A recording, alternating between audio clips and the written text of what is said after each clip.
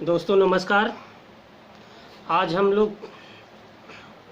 हम फिर स्थानीय स्वशासन या पंचायती राज व्यवस्था को जो टॉपिक छूटा था आज दूसरे लेक्चर में दोस्तों इसको कंप्लीट करना है।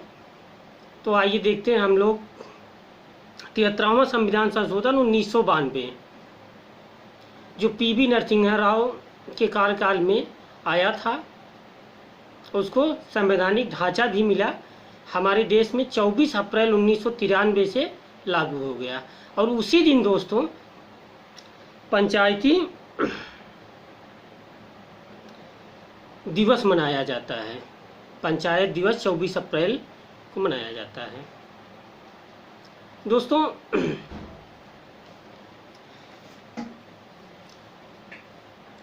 73वां संविधान संशोधन 1992 में संवैधानिक ढांचा प्राप्त हो गया और अब बात करते हैं इसमें पंचायतों का गठन, संरचना, निर्वाचन, सदस्यों की अहर्ताएँ कैसे क्या हो। 73वां संविधान संशोधन 1992 में पारित होने से देश में संघीय लोकतांत्रिक ढांचे में एक नए युग का सूत्रपात हुआ और पंचायती राज संस्थाओं में संवैधानिक दर्जा प्राप्त हुआ।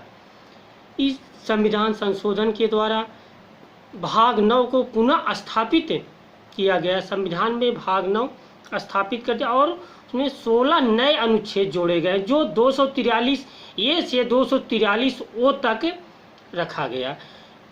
और अनुसूची में भी जब हमारा संविधान मूल संविधान में दोस्तों 395 अनुच्छेद 8 अनुसूचियाँ थीं और संविधान जब नया संशोधन हुआ, पंचायती राज व्यवस्था जोड़ा गया थे, संविधान में एक प्रावधान किया गया, 11वीं अनुसूची जोड़ी गई जो ग्राम पंचायत से रिलेटेड है। तो इसमें देखते हैं दोस्तों पंचायतों का गठन, संरचना, निर्वाचन, सदस्यों की अहर्ताएँ और पंचायतों की शक्तियाँ।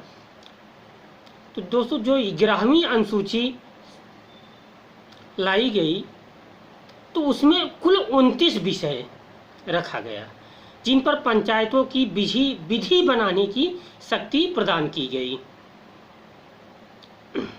यह संशोधन अधिनियम 24 अप्रैल 1993 को परिवर्तित हुआ। इसलिए प्रत्येक वर्ष 24 अप्रैल को पंचायत दिवस के रूप में मनाया जाता है। हर साल हम लोग 24 अप्रैल को पंचायत दिवस के रूप में मनाते हैं। इस संशोधन अधिनियम का अभिपालन करने के लिए सर्वप्रथम मध्य प्रदेश में लागू हुआ जो SC ST और महिलाओं के लिए सीटों में आरक्षण का प्रावधान किया गया।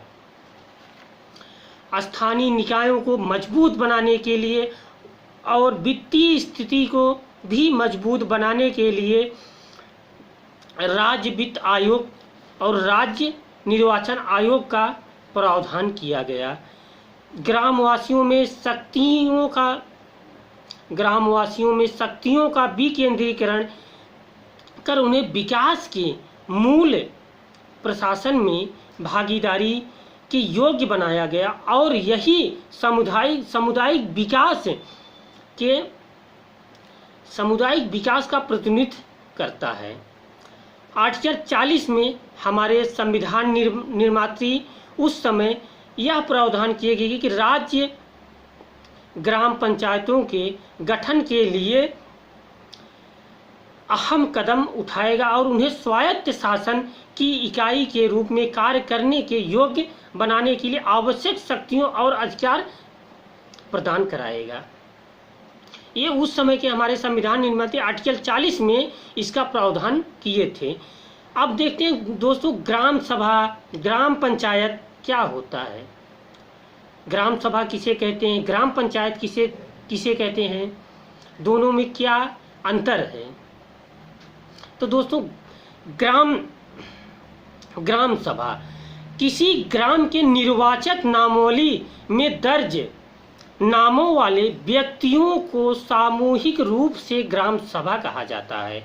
ग्राम सभा में एक या एक से अधिक गांव शामिल किए जा सकते हैं। आर्टिकल 243 ए के अनुसार ग्राम सभा गांव के स्तर पर ऐसी शक्तियों का प्रयोग और ऐसे कार्यों को करेगी जो राज्य विधानमंडल विधि द्वारा उपबंधित करे। जो राज्य विधानमंडल द्वारा कानून बनेगा वो राज्य में उसको ग्राम सभा या ग्राम पंचायत में लागू होगा। ग्राम पंचायत ग्राम सभा की कार्यकारी संस्था है तथा ग्राम सभा ग्राम पंचायत के कार्य का निरीक्षण तथा मूल्यांकन करती है। ग्राम पंचायत का निरीक्षण या मूल्यांकन ग्राम सभा करती है। ग्राम सभा में एक या एक से अधिक राज्य आते हैं।